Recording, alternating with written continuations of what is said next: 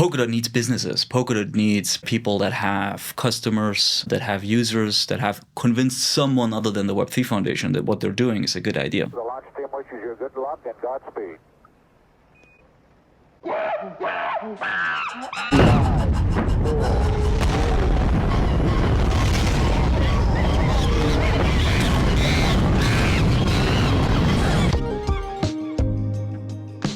Space Monkeys blasting off with Fabi Gompf. He's the CEO of the Web3 Foundation. We are very lucky to have him with us today. Fabi, welcome to the show. Thanks for having me. Thanks very much for being here. You are relatively new in this role of CEO at the Web3 Foundation. I believe you joined officially, was it September of last year? Yeah, like mid-end September, exactly. Yeah. Okay, so you've been at it for 5 months or something like that? Yeah, minus Christmas break and things like that. But yeah, Right. yeah, for sure. Plus, like, a month of onboarding, but yeah, something like that. Where did you come from? Were you part of the ecosystem before? Yeah, exactly. So I was one of the first hires at Parity. So this is like prior to Polkadot being a thing, right? So Okay. like, when I joined Parity, we were like mostly Ethereum focused. Mm-hmm. So people like Rob and Bjorn and so on were there at the time as well. But it was really just a bunch of sweaty devs in a living room in Berlin. The Polkadot paper already existed, but no plan on sort of like what to do with it. Wow. And What did you think about the Polkadot paper at that time? I mean, everything's Ethereum, and here comes this. honestly, at the time, I don't think I was like well versed enough in like blockchain technology to question anything in this paper. I was like, this all sounds like a good idea, right? Nice. At the time, there was a lot of excitement, especially Parity had this like was in an odd situation because the Parity Ethereum, like the Rust implementation, was one of the most used implementation. It was really just the Go implementation and the Rust implementation. Mm-hmm. So we were powering big parts of the Ethereum network, but there's no business model. I mean, you can kind of only lose, like, a bunch of people are using you. If something happens, everyone complains, but who's going to pay for a Rust? I mean, unless the Ethereum Foundation gives us a grant or something like that, which it eventually did. Yeah. But it was clear that Polkadot is also a more interesting business proposition beyond just more interesting technology. No doubt. What was your role in that sweaty living room? I mean, honestly, I started as a kind of like, hey, I'm here. Give me 3 months, and if I'm helpful, keep me. If not, kick me out again. Were you developing?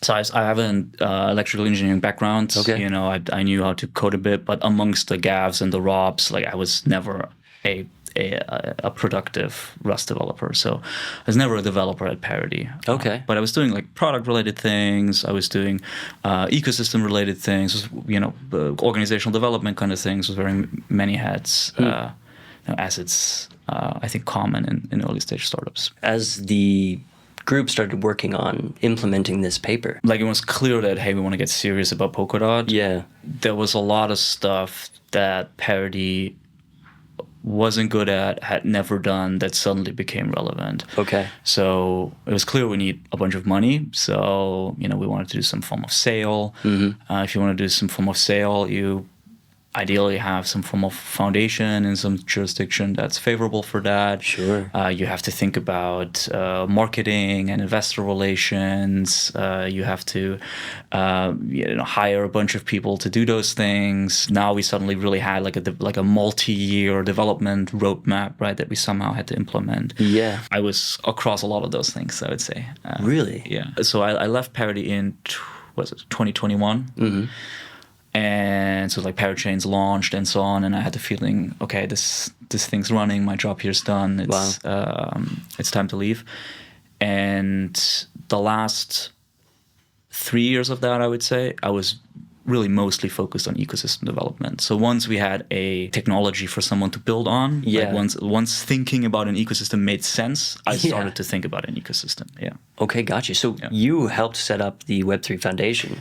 I mean, I was not in any official capacity, but I mean, at the beginning, like Parity was already there, but we needed to find people to actually work in the foundation. We needed to think about where to do that. It was the time of the first Web3 summit, like the sale and the Web3 summits and so on, where the foundation was really brought on the map for the first time. So a lot of those thoughts and initiatives came out of Parity until there eventually was an organization and a team to take care of it. Can I ask, how old were you at that time when you were doing all that work? So, I mean, I looked younger than I am. Okay. I joined almost right out of uni. I joined Parity, so I had a quick spurt in like German automotive. Okay. Interesting. Yeah, in the R&D department of Porsche, so like electric sports vehicles. Wow.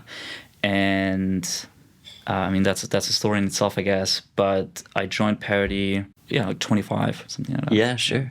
Incredible. Yeah. Okay, so you said you left in 2021. Where'd you go? Were you still in the blockchain world? I mean, sort of like, angel investing here a little bit, following what's going on. Mm-hmm. I obviously had a lot of relationships, especially in the Polkadot ecosystem, so helping people here and there. Mm-hmm. But mostly I took off for like a year, 1.5 years. Nice. I eventually joined the Web3 Foundation Council, so it's kind of like the supervisory board. Okay. And that's also when, how sort of like the role as a CEO then came to be. Okay, so you're on the board. What does this board do? So it's foundation law in Switzerland is somewhat analogous to the law for like public companies, right? You have a supervisory board, Stiftungsrat as they call it here, which oversees the executive team. Mm-hmm. And it depends a little bit how you set the foundation up, but they sign off on strategy. They kind of like outsource, I guess, a lot of the responsibility to the management team, but oversee the management team. I see. So this is not a full-time role, right? This is like, once every couple of weeks, you have a meeting, you get updates, you maybe make some larger strategic decisions, but it's primarily there to keep the rest of the organization accountable. Understood. And who else is on that council? So, I've left the council since, and those are my bosses now. Yes, right. But now there is Aaron, who is in the foundation from the very start. I think he's, if someone really is the foundation, I think it's Aaron, and he's the president now as well. This was Gav's friend from like childhood friend, They right? know each other for a very long time. Yeah, right. Exactly. It's OB, who's also a very long-standing Foundation Council member, and Raul, who's also long-standing Polkadot ecosystem member, and it's Raul, who's also in the Polkadot ecosystem since forever. Yeah, wonderful. So a group of three that have really proven their value in the ecosystem. So when you got the call, when they were looking for this new CEO, from a councilman's point of view, what did the Web3 Foundation look like? I think to me, a lot of the stuff, like there was a very solid foundation in the foundation, right? It's important that there's certain things that the foundation does that need to work really securely and well. Sure. So it's obviously like regulatory oversight. Foundation sits on a lot of crypto assets that need to be managed well, things of that nature, right? Where it's important that it's stable and it's functioning well, and you don't want to rock the boat. There's other things where the foundation needs to be quite strategic and potentially also quite nimble. How to deploy that capital, how to do research and what kind of technologies to look into. Education is a big part. Like, what are actually the big themes? What are the blockers? Things of that nature. And I'd say like the first part worked pretty well. The second part, they didn't fully adjust to the reality of 2023. I see. Joined, right? Okay. They were like, if you take the grants program, for example, as a capital deployment mechanism, it's the main capital deployment mechanism of the foundation at the time. We can now talk about what we've changed since.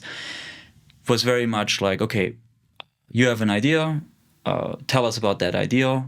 We're going to split it up in milestones. We're going to pay you, 20K, 30K, 50K, along the way. We're going to check if you actually fulfilled that. It all needs to be open source. It needs to be some common good technology for the Polkadot ecosystem, and then the relationship ends. Now, that's good for some things. Sure. But that's not what the Polkadot needs right now in terms of capital deployment, right? Especially not with something like the Treasury in place and things like that, right? Polkadot needs businesses. Polkadot needs people that have customers, that have users, that have convinced someone other than the Web3 Foundation that what they're doing is a good idea. Yeah. And the grants program is not set up to do that. Right. So we still have a grants program, but we want to fund things that are sensible to fund through a grants program. We want to fund other things through other things, right? Wonderful. And so that's just one example of, right, where I think the foundation wasn't necessarily always aware enough of how does the world around it look like, and what does it need from the foundation? I see. Moment. Yeah.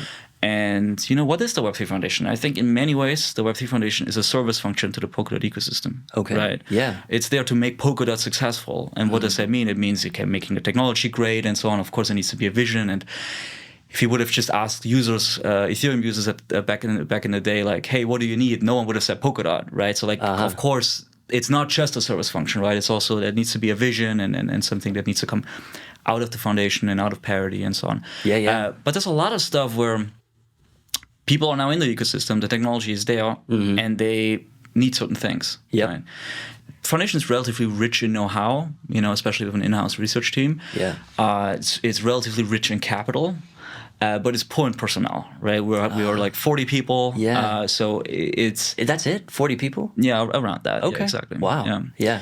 So we with the assets that we have, which, like I said, is mostly sort of like know-how and financial assets, we should make sure that the people in the Polkadot ecosystem can be as successful as possible. Right? So what goods and services do you believe the current tech stack of Polkadot are most suited to solve? So I think Polkadot occupies an interesting space in the overall blockchain space, especially around decentralized blockchain application platforms, right? If you think about a matrix with, and you have on the one hand, you have sort of like developability or like technical freedom, and on the other axis, you have like resilience, right? You take something like Bitcoin, you can do it's very limited what you can do on Bitcoin, but it's highly resilient.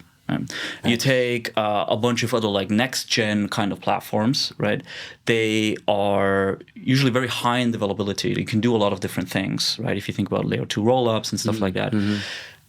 But they're happy to compromise quite a bit on resilience, right? If you think about how decentralized sequencers are and things of that nature. Yeah. Polkadot tries to occupy sort of like this space where you have a lot of technical freedom, but you do not compromise on resilience. Wow. I think we should be shouting that much more off the roofs. I don't think this is like really how we position ourselves, but I think it's how we should. Compared with the level of resilience that we have right now, I don't think there's really all that much. So I love that. I love that that view. And this new Polkadot that we're building toward right now seems to be trying to hold on to this resilience while increasing the availability for developers. Should be more flexible, should be more available. Yeah, for sure. I think we're pushing on both fronts. Right? Yeah, right. Developability and like sort of like the technical freedom and so on, right? We can talk about agile core time and things like that, right? Yeah. Like we essentially put another layer of abstraction on how you can actually deploy on Polkadot, and there's lots that goes in that direction. Okay. Resilience is also on the social layer. Yeah. Right? What happens if someone knocks on the door of the Web3 Foundation or Parity? Like, can something like Polkadot actually survive? And I think with rollout of OpenGov last year, with now slowly moving to more and more people and organizations being funded through Treasury, with the thought, again, away from like, hey, grant from the Web3 Foundation and the next grant from the Web3 Foundation towards like, hey, you got to build a business here that's self-sustaining. Those are all, it's in the same kind of thought process. There's resilience on the technical layer. We don't want the chain to halt. We don't want chain splits. We don't want security breaches. We want to have high economic security on Polkadot.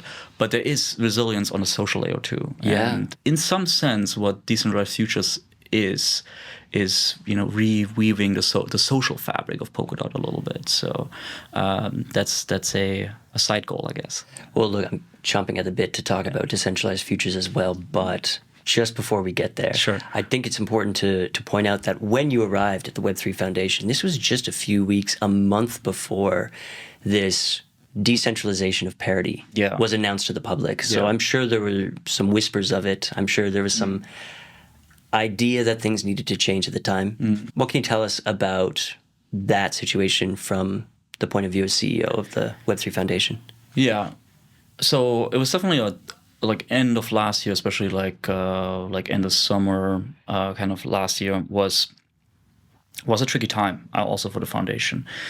So when I came in, I knew we had to change things. Like that's from being in the foundation council and before I took the job, obviously I've thought about what am I getting into. And I knew we need some change. I think what kind of change, how big that change needs to be, that wasn't clear. Those are the things that sort of like came out of initial analysis. And if anything, I think there was a lot more change than I thought there would be. But I think we're now coming out. Well, I mean, really, end of last year, we came out on the other side, at least on the foundation side. There is a different strategic direction. I think we're moving much faster. I think we're listening better to the ecosystem. I think we're working more on the relevant problems. Yeah. But it's a process, right? It's not like, 1 month we change everything and then suddenly it's a whole different organization. Yeah. At least my vision for the foundation is more realized. What is that vision? It comes back to what I was saying earlier, like being much more aware of its surroundings, being much better plugged into the overall ecosystem, being less hands-off, or at least picking its battles within the ecosystem. Like, it's not like the foundation can solve any problem and tap into every opportunity, but there's certain things the foundation is well positioned to go after, and identifying those and then actually doing it, that's a big part of it. And for everything else, finding strong partners.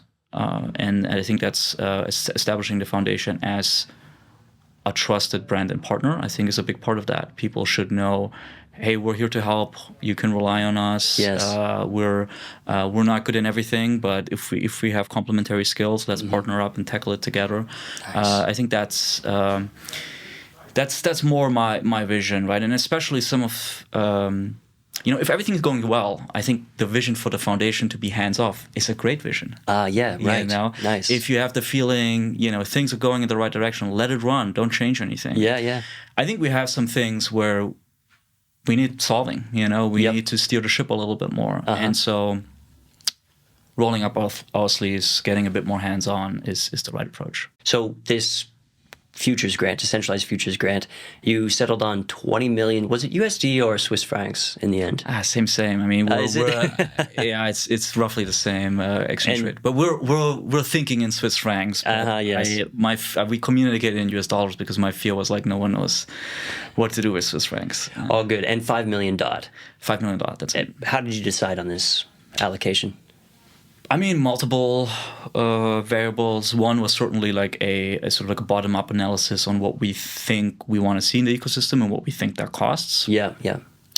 There's an element of like we wanted the program not to run over the next 3 years, anything like that, but we wanted to have it like a quick but aggressive injection, right? We wanted it to be something where we can really kickstart a bunch of teams like now, and that they were like going next year. It's like a 12-month. A 12-month kind period, of thing, right? Yeah, exactly. We opened applications end of last year, and once everyone was back from vacation, we started announcing the first teams. Yeah. There was also a question of like how much capital can you reasonably deploy in a year without just doing stupid things. It's not easy, right? Yeah. So there was a clear cap also in terms of that.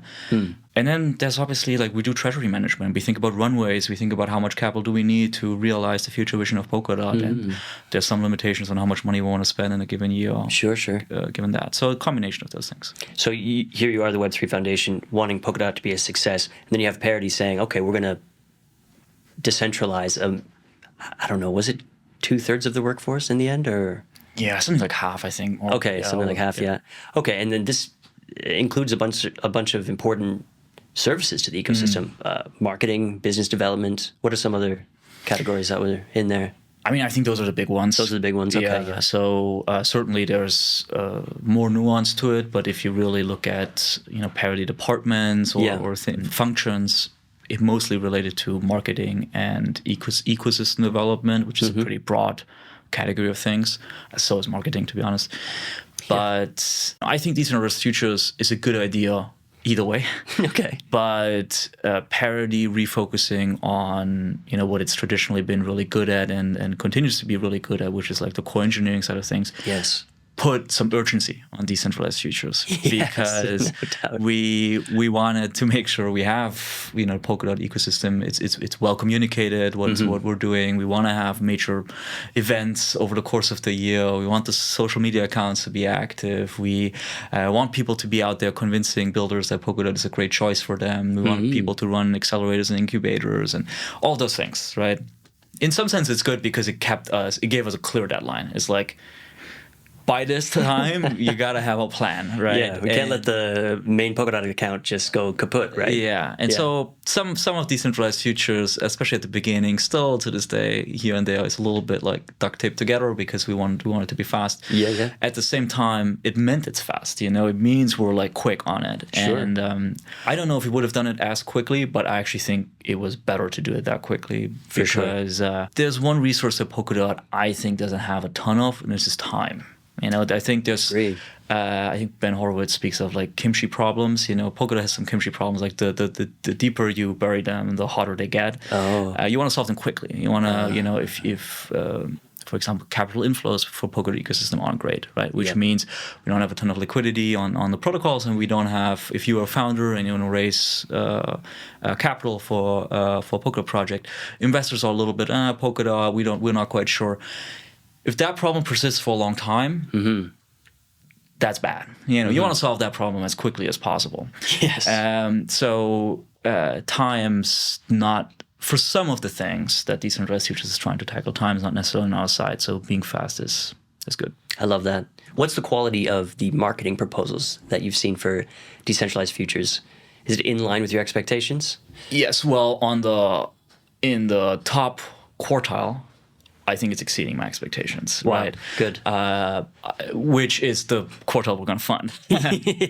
But of course, if you like, you know, at the tail end of a bear market or in the middle of the bear market, who knows where things are going, you raise your hand, you say like, hey, next year we want to spend 45 million or whatever. There's going to be a lot of people who reach out. And some of those proposals are not, you know, not of high quality. I don't think that's a surprise. But we're now at you know, well over 100, like, you know, closing up to 150 proposals, not just marketing, but generally across the whole thing. Wow. So if you have that much in terms of volume, you also have really interesting peaks, right? And so that's the stuff we're looking at. And I think with Distractive, for example, we're seeing that now on the marketing side, that there's a bunch of people who would have liked to, you know, take that spot that Distractive is now taking.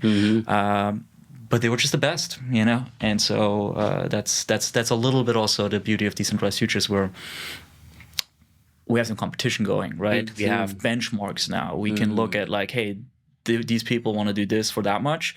These people want to do this for that much, right? Or they're willing to, you know, take, you know, 80% of it in vested DOT, or they're willing to, you know, they already have paying customers for their prototype, or whatever it is, right?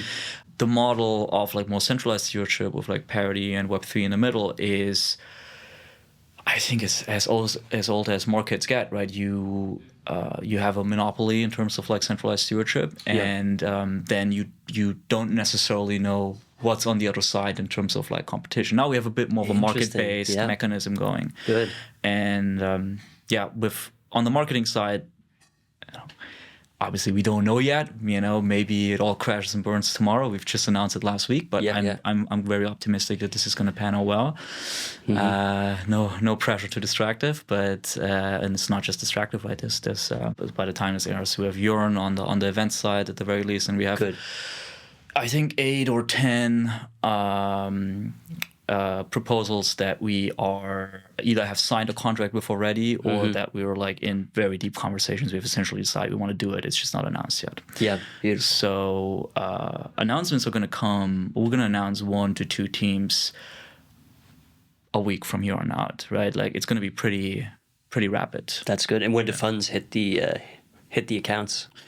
It depends what kind of funding mechanism is in place. So again, in stark contrast to something like grants, where we say, apply, this is the process, you have to follow this process, those are our rules, you want to get funding from us, you have to play by our rules.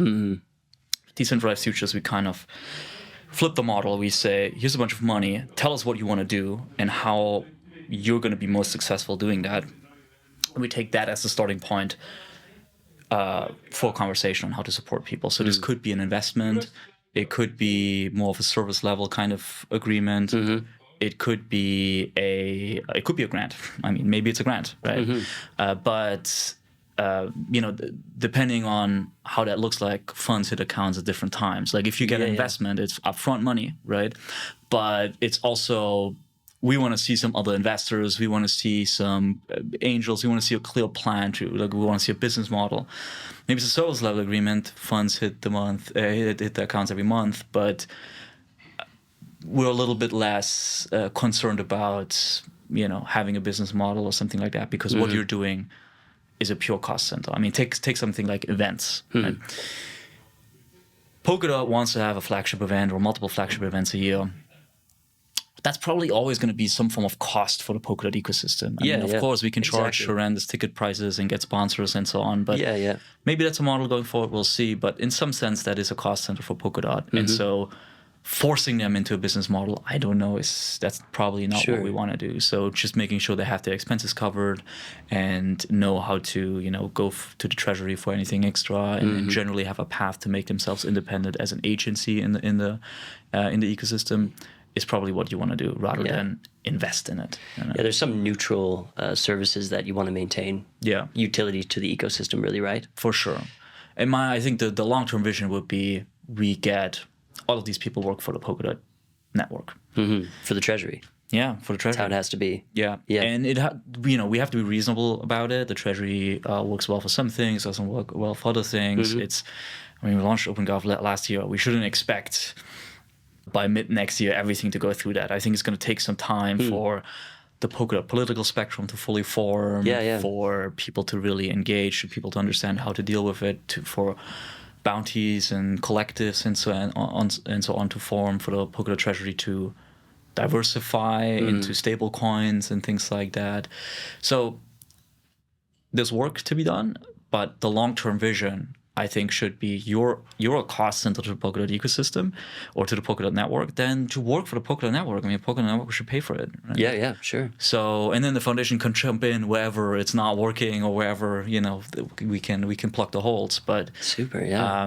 I think that would be ideal. Yeah. So it's really this market is kind of opening up, right? We go from this monopoly, like you said, to this small pool, this small marketplace where this Web3 Futures, and then eventually that's going to spill into this larger marketplace where we're already determining how much marketing costs and how much we're willing to pay for certain exposure and all this. I would love to see the Polkadot Treasury pay, I don't know what the term for this is, but kind of like full-time people that think about governance, if that makes sense. Like people who think about collectives and bounties, people who think about how people should think about Polkadot governance, if that makes sense. Like administrators to governance. Yeah, and also like the political philosophy behind it and so on, right? If you think about like the Ellis and Bobs of the world, right, that have done a lot of work there. I think we have the logic now, but just because you have the logic, I mean, so much in traditional politics, like how states are governed, for example, is culture, right? Of course, you have a constitution, you have all kinds of rules and so on, but often why it works is because people follow certain unspoken rules, and I think we can do better on the unspoken rules. That's so cool. Yeah. And it's kind of happening already. We just, in the past few weeks, saw people getting funding for providing expert opinions on big ticket referenda going through. Yeah, that's kind of an interesting thing there. People can start building a reputation around expertise, providing that to token holders. Absolutely. We're actually funding someone through Decentralized Futures. Probably announced when this airs. If not, it doesn't matter. But who we want to essentially be an evaluator of treasury proposals, right? Like look at what people want to get funding for, see what they have delivered, see if it makes sense from a technical perspective. I'm mostly talking about tech proposals here, but we could have the same for like other things, right? Right, yeah. Because this idea that all of the voters have to vote on all of the proposals and have to have an opinion on all of these things is completely unrealistic. Working with experts, working with subcommittees, this is how politics works, right? And so we have to learn a little bit more from that. I would also love for people to be more transparent, not just about how they vote on a single proposal, but how they think about certain topics that come up over and over again. Yeah. Where do you fall on the political spectrum of Polkadot? Do you think we're spending too much or too little in the treasury at the moment? Are you more so like fiscally conservative or not? Yeah. Do you think marketing is a rate limiting factor for Polkadot's success? If so, okay, you're going to be more pro funding marketing proposals, right? Yeah. Like people should think about that on a higher level before the proposals come in, and then sort of like vote consistently for there to be like parties and camps to form, and then people can delegate to it, right? That's more what I want to see. And we're actually going to have a bit of a program, if you want, that coming out from the foundation that's going to encourage people to do that, because I think that's kind of missing right now. Even for me personally, if I think about, hey, who do I want to delegate my votes towards? It's like, yeah, what am I getting? You know, like I'm not sure. Like, what do you stand for? And I think we have to be more transparent about that. About that. Yeah. Yes, I think I know what you're talking about. This the capital that's behind the 1,000 Validators program, I think, is getting deployed in a new way. Yeah, exactly. I think the tagline of it, I guess, to understand it in pretty easy terms, is it's going to be the 1,000 validator program, but instead to bootstrap a validator community, we want to bootstrap an active and engaged voter community. Right. And we would actually use the same stashes for that, and we would have some rules around how public people need to be about their political agenda, how active they are in voting, how civil they are in their discourse, and so on, right? We want to see, we don't want to support a certain agenda. We don't care, all of those are valid political opinions to hold. Sure. But we want to see, we're not pro or con any of that, but we're pro transparency and civil discourse. I love it. Yeah. How do you feel about some of these programs or companies or individuals being funded today? How do you feel about the possibility that some of them are going to be rejected by the broader community? Some of them aren't going to work out. Yeah.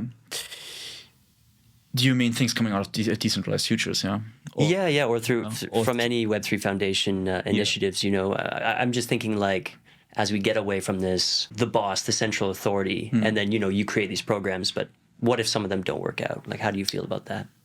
Yeah, I think that's fine, I think, like, what I'm seeing a lot in Decentralized Futures, but also often in the Treasury, is people are saying, I want to do this, and this is exactly how much it's going to cost, and I want you, whoever's on the other side, to cover that whole cost, right? And so I'm not taking any risk. I'm not taking, this is just what it's going to cost, and if everything goes well, this is how much it's going to, how much I need, and I'm going to do it.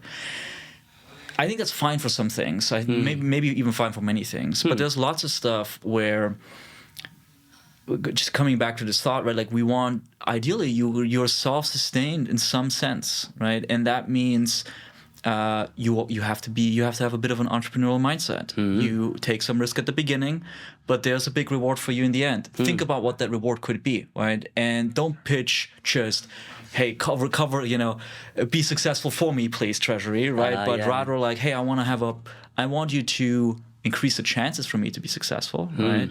But I still have to, perform. And then on the other side, it could be really interesting, right? Sure.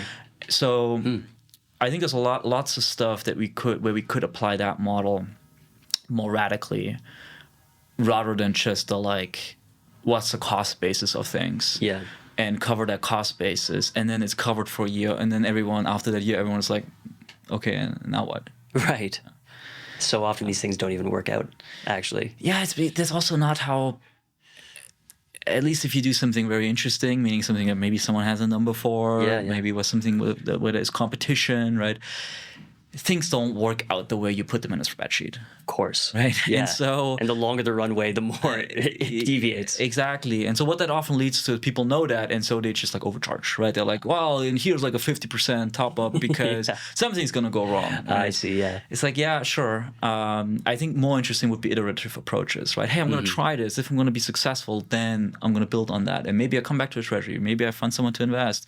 Maybe I love seeing people start small and build that reputation and come back for bigger and bigger, And I like big visions and dreams. Of course. But the like, I have never done anything in that sense, like in that area, and now I have a huge plan, right? It's like,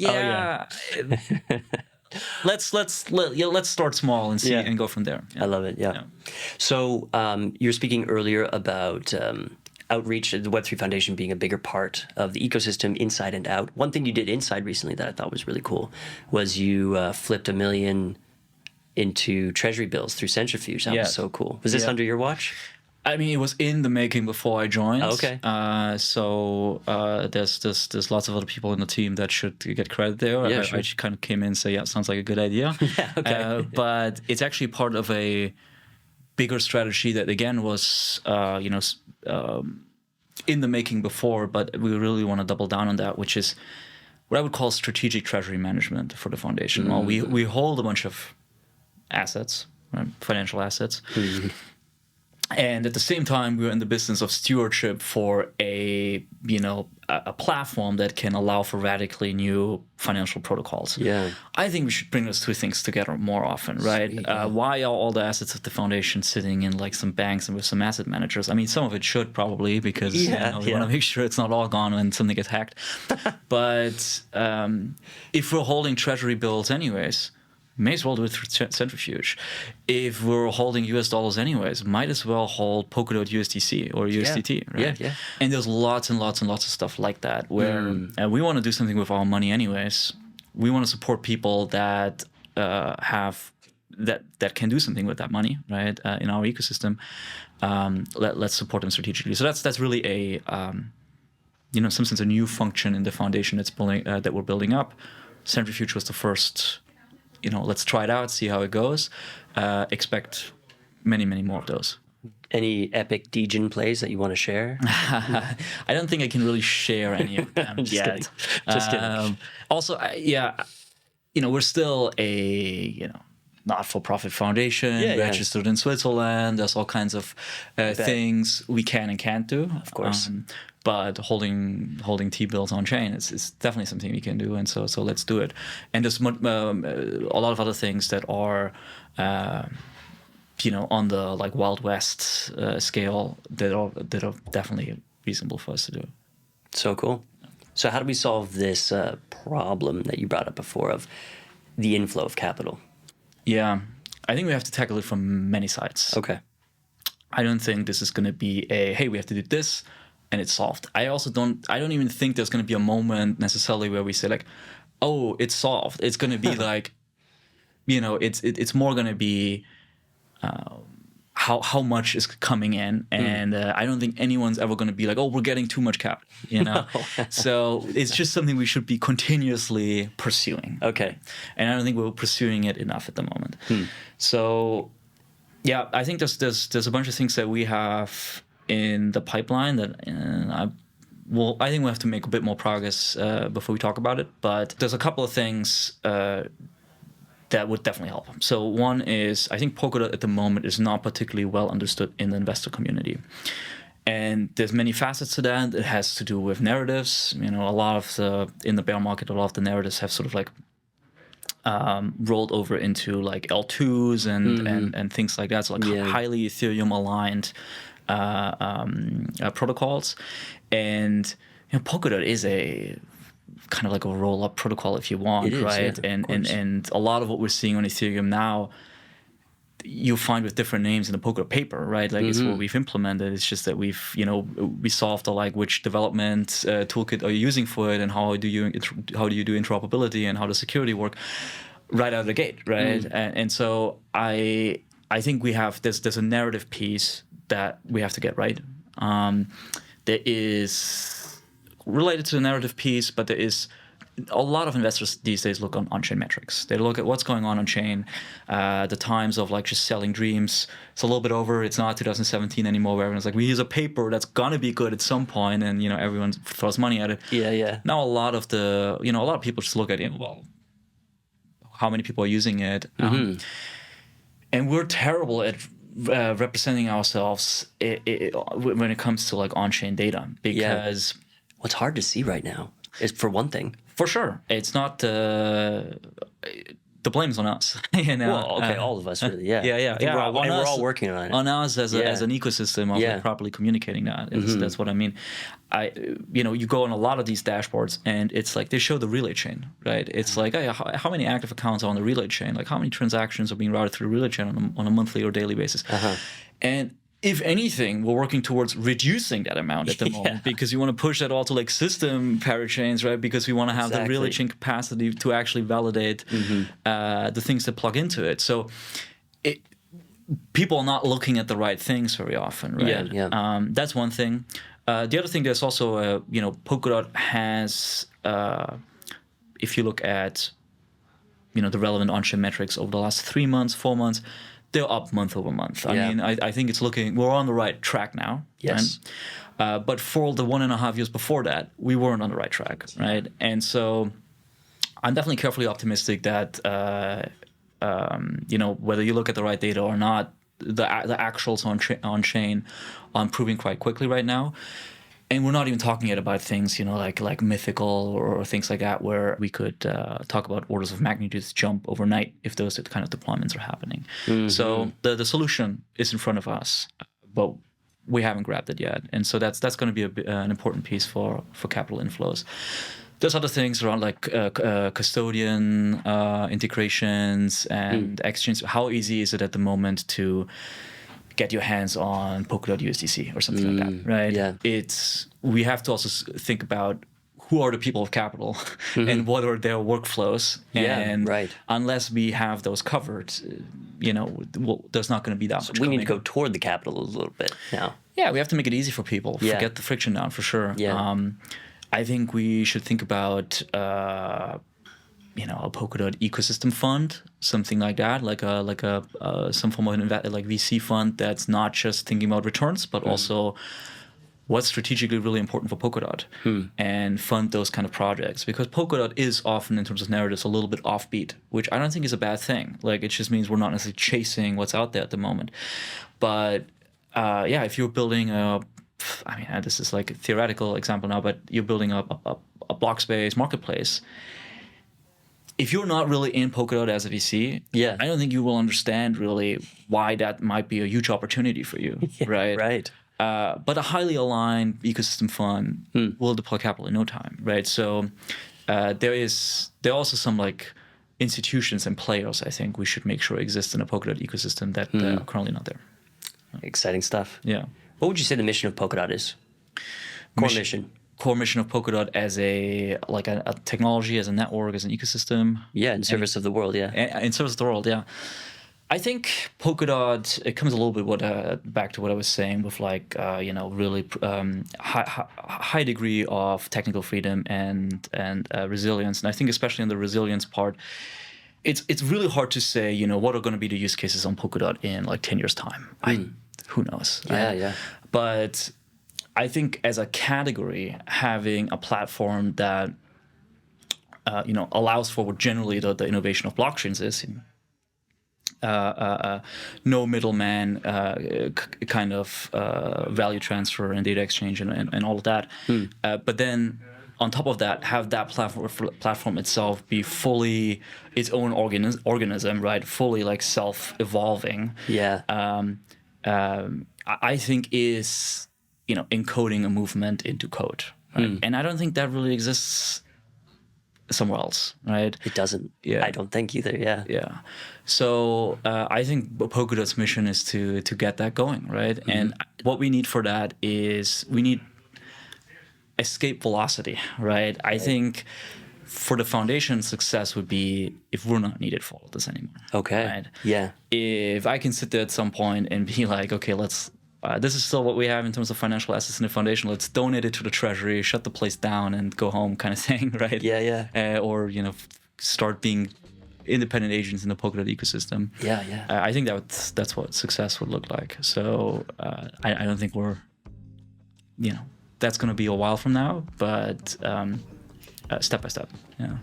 It's exciting stuff, Fabi. Yeah. Thanks so much for coming on the podcast and sharing this all with us today. Thanks for what you're doing. I think it's actually something I can say with Decentralized Futures, we were thinking about, we should do interviews with applicants, and we should really make sure people know about it.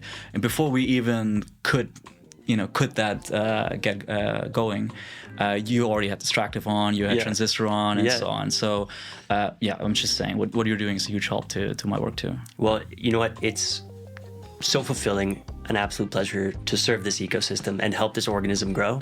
Sure. It's an exciting part of my life, and a good way to contribute to something big. Yeah, cool. Well, keep it going. I wish you all the best in shutting down your foundation and getting yourself out of a job. Next time we talk, I have no job. Well, we can hope. Yeah. No, it's beautiful stuff. Thanks for being here. Cool. Yeah, thanks for having me.